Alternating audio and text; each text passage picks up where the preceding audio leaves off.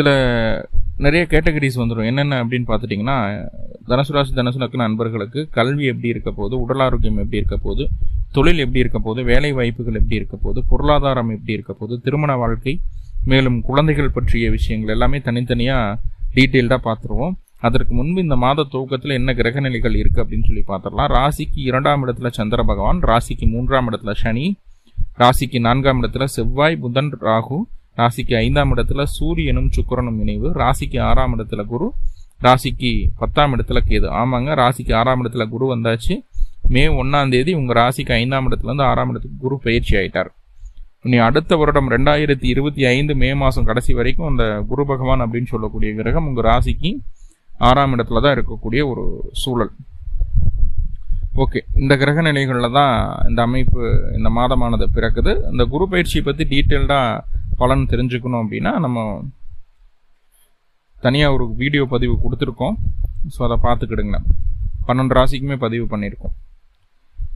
முதல்ல கல்வி தனுர் ராசி தனுர் லக்ன நண்பர்களுக்கு எப்படி இருக்கும் அப்படின்னு சொல்லி பார்த்துட்டோம்னா, இந்த மாத துவக்கத்திலே 2ஆம் அதிபதி 3ஆம் பாவத்தில் இருக்கக்கூடிய ஒரு அமைப்பு. இதற்கு முன்பு 2ஆம் அதிபதி கூட செவ்வாய் அப்படின்னு சொல்லக்கூடிய கிரகம் இருந்தது. செவ்வாய்க்கும் சனி பகவானுக்கும்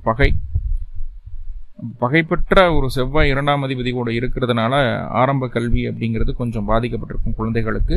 ஏன் இப்போ கல்வியை பற்றி பார்க்குறோம் அப்படின்னா, சம்மர் ஹாலிடேஸ் இந்த காலகட்டம் தான் புதுசாக குழந்தைகளை தான் கற்றுக்கிட வைக்கலாம். எக்ஸ்ட்ரா விஷயங்களெல்லாம் கற்றுக்க வைக்கலாம். யோகா, மெடிடேஷன், கராத்தே, சிலம்பாட்டம், நீச்சல், கேரம், செஸ், இந்த மாதிரி ஏதாவது புதுசாக அவங்களை கற்றுக்க வைக்கலாம். இதில் தான் அவங்களுக்கு ஏதாவது நாலேஜ் இருக்கா, ஐடியா இருக்கா பார்க்கலாம் அப்படின்னு நினைப்போம் இல்லையா? ஸோ அதை பேஸ் பண்ணி சொல்லும்போது 2ஆம் அதிபதி 3ல் அமர்ந்திருக்கக்கூடிய ஒரு சூழல். நிறைய பிரச்சனைகள் வந்துருச்சு. அந்த சனி கூட செவ்வாய் இருக்கும்போது படிப்பில் நிறைய தொந்தரவுகளை கொடுத்துருந்துருக்கும். இனிமேல் அது இல்லைங்க. செவ்வாய் பயிற்சியாகி ராசிக்கு 4ஆம் இடத்துக்கு போயிடுறாரு. சனி எந்த விதமான பாவகிரகங்களுடைய தொடர்பு இல்லாமல் பீஸ்ஃபுல்லாக 3ஆம் பாவத்துலேயும் இருக்குது. அப்போ படிப்பு ஏதாவது புதுசாக கற்றுக்க வைக்கணும், பிடிக்கணும் அப்படின்னாலும் அவங்களுடைய சுய முயற்சியினாவே அதை செய்வாங்க. அதில் பாதிப்பு இல்லை, நல்லபடியாக வந்துடும் குழந்தைகளுக்கு. இதே மேற்கல்வி படிக்கக்கூடிய நபர்கள் அப்படின்னா கவனமாக இருக்கணும். ஏன்னா 4ஆம் அதிபதி அப்படின்னு சொல்லக்கூடிய குரு ராசிக்கு 6ஆம் இடத்துக்கு இந்த மாதத்தில் போயிடுவார்.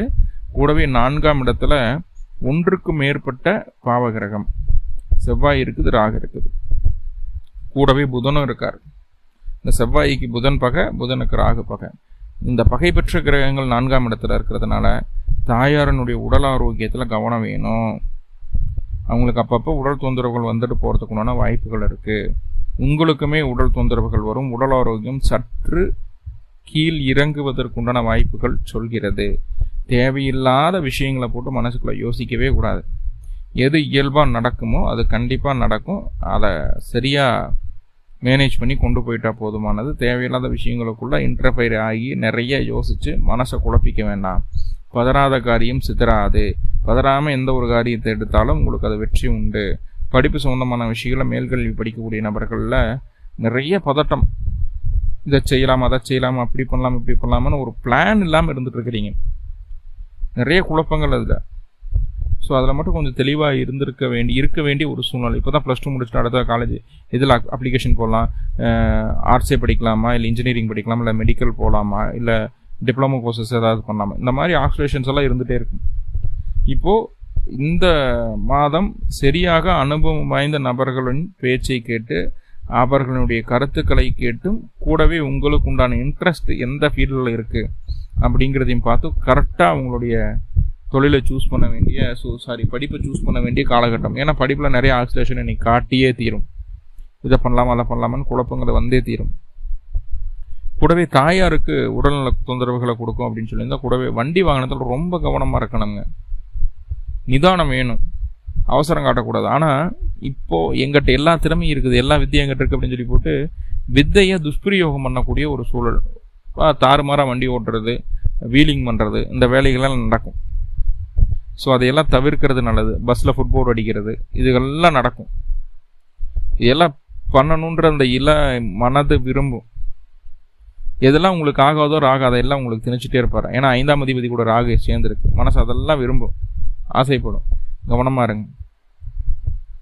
அடுத்ததா காதல் விவகாரங்கள் எப்படி இருக்க போகுது அப்படின்னா 5ஆம் அதிபதி கூட ராகுங்க.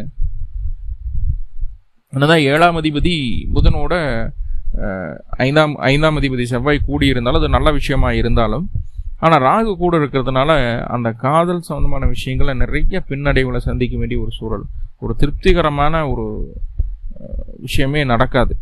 நம்ம ஒன்று நினைப்போம், நம்மளுடைய காதலனோ காதலியோ அவங்க நம்மளுக்கு ஆப்போசிட்டாக திங்க் பண்ணக்கூடிய ஒரு சூழ்நிலை உண்டு.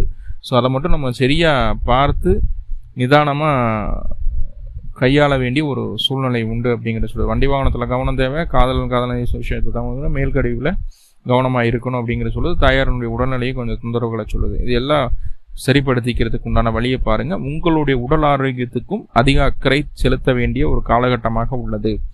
நீங்கள் உண்ணும் உணவு உங்களுக்கு உடல் ஆரோக்கியத்தை கெடுக்கும் வண்ணம் அமைந்துள்ளதாக காட்டப்படுகிறது. ராசி அதிபதி 6ஆம் இடத்துக்கு போயிட்டார். நிறைய ஃபாஸ்ட் ஃபுட்டு இதெல்லாம் சாப்பிடணும்னு விருப்பப்படுவீங்க. நிறைய சாப்பிடணும், முதல்ல சாப்பிட்றதுக்கு அதிகம் விருப்பப்படுவீங்க இந்த காலகட்டம். அதனால் உடல் தொந்தரவுகள் கட்டாயம் வரும், கவனமாக இருங்க. இது இந்த மாதம் மட்டும் கிடையாது, வருஷம் ஃபுல்லாகவே குரு 6ஆம் பாவத்தில் தான் இருக்கிறார், கவனம். அடுத்ததாக பாருங்கள், தொழில் சுயதொழில் செய்யக்கூடிய நபர்களுக்கு எப்படி இருக்குன்னா, ஆல்ரெடி 10ல் கேது இருக்குது.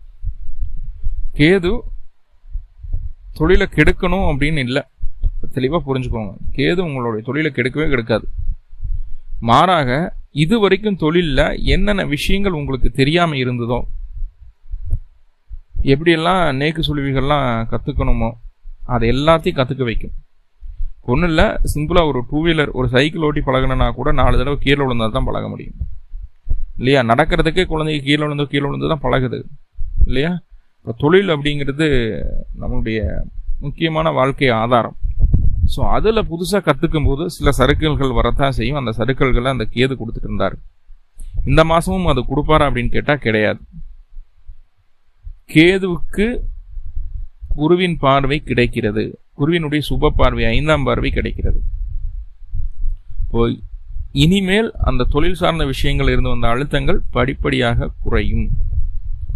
அதில் ஒரு சுமூகமான சூழல் நிலவும்.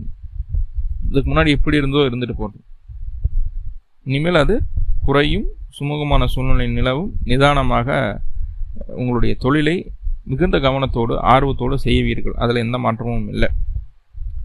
ஆனால் இந்த மாதம் முதல் 10 நாட்களுக்கு உங்களுடைய 10ஆம் அதிபதி அப்படின்னு சொல்லக்கூடிய புதன் நீசமாக இருக்குது.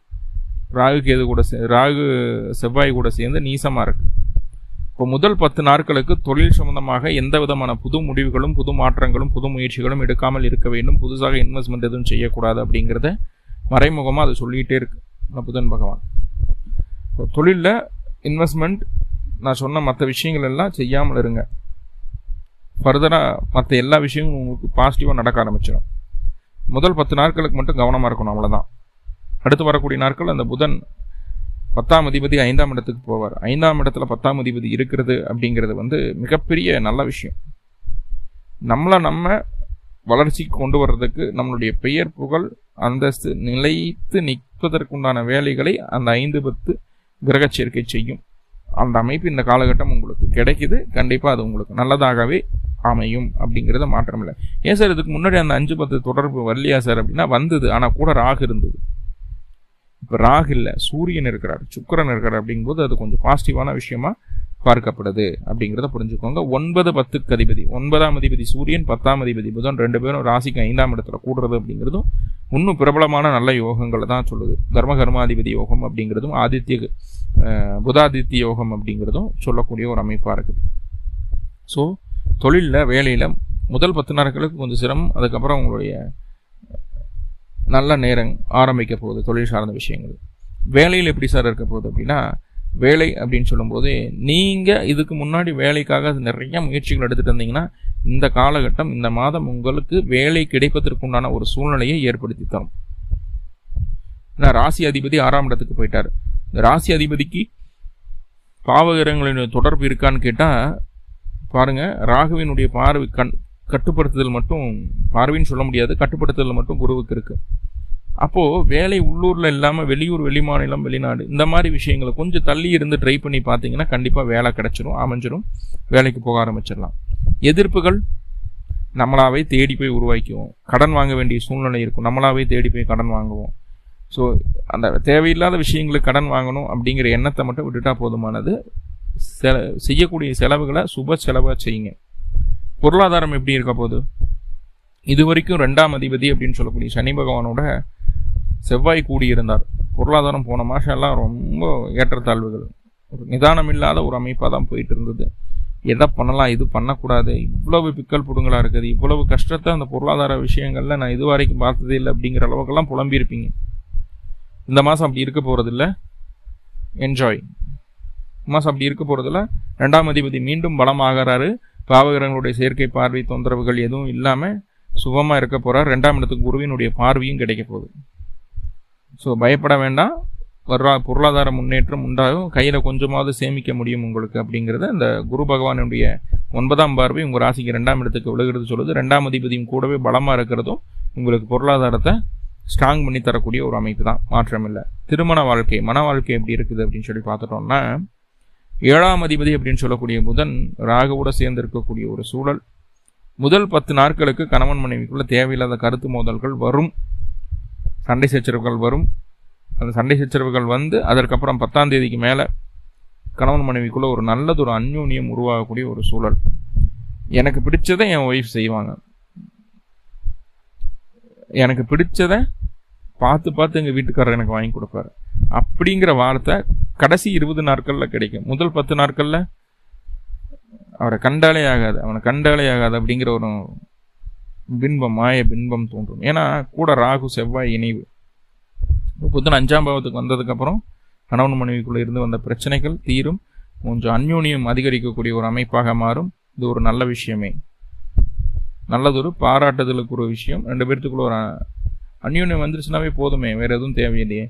உங்களுடைய வாழ்க்கை துணை குழந்தையின் மீது அதிக பாசத்தை செலுத்தும், உங்களை காட்டிடும். இது நல்ல விஷயம். என்னை விட என் குழந்தைய நல்லா பார்த்து, ஆண்களுக்கு எப்பவுமே தன்னுடைய குழந்தைய நல்லா தன்னுடைய மனைவி பார்த்துக்கிட்டாலே மனைவி இவர் நல்லா பார்த்துக்குவார்.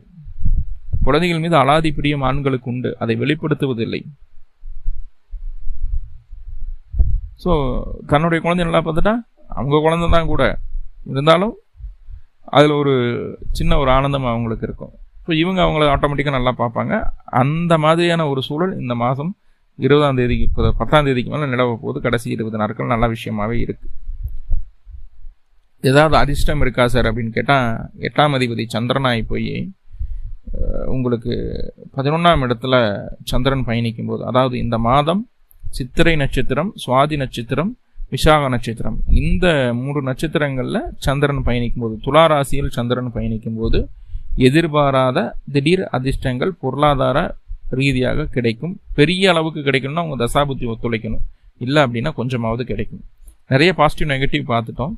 அப்போ நெகட்டிவை பாசிட்டிவாக மாற்றிக்கிறதுக்கு என்ன சார் பண்ணுறதுன்னா, அருகில் இருக்கக்கூடிய பழமையான சிவாலயங்களுக்கு சென்று சிவனுக்கு 2 நல்ல நதியும் போட்டு வழிபாடு பண்ணிட்டு வாங்க. முடிஞ்சால் வில்வம் வாங்கி கொடுங்க. இந்த மாதம் உங்களுக்கு அற்புதமான மாதமாக